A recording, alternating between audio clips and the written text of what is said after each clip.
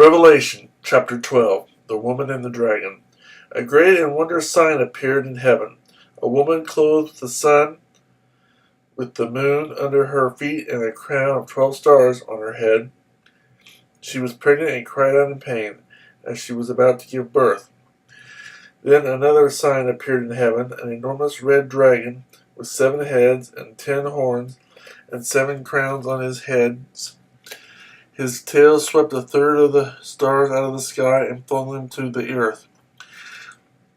The dragon stood in front of the woman who was about to give birth, so that he might devour her child the moment it was born. She gave birth to a son, a male child, who will rule all the nations with an iron scepter, and her child was snatched up to God and to his throne. The woman fled into the desert to a place prepared for her by God, where she might be taken care of for 1,260 days. And there was war in heaven. Michael and his angels fought against the dragon, and the dragon and his angels fought back, but he was not strong enough, and they lost their place in heaven.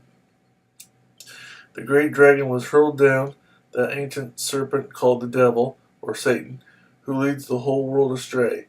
He was hurled to the earth, and his angels with him.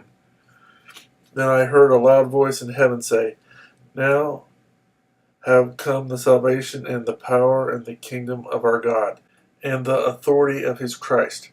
For the accuser of our brothers, who accuses them before our God day and night, has been hurled down. They overcame him by the blood of the Lamb and by the word of their testimony. They did not love their lives so much as to shrink from death.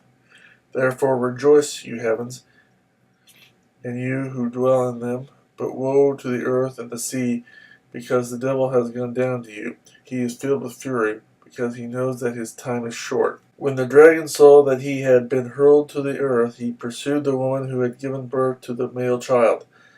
The woman was given the 2 wings of a great eagle, so that she might fly to the place prepared for her in the desert, where she would be taken care of for a time, times and half a time, out of the serpent's reach.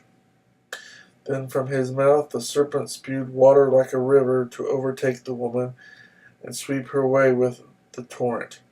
But the earth helped the woman by opening its mouth and swallowing the river that the dragon had spewed out of his mouth.